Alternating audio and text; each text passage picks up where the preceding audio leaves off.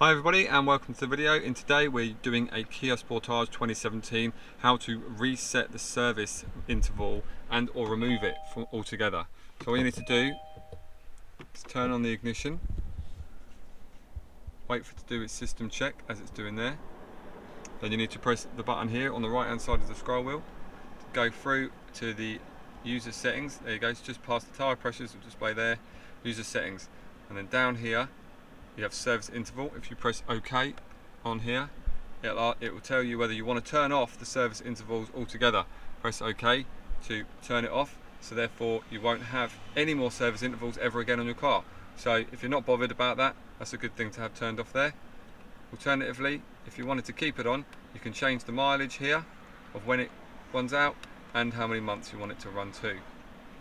Once you go back, we're going through from that. So there we go, that's how you reset and change the mileage on the service. Thank you.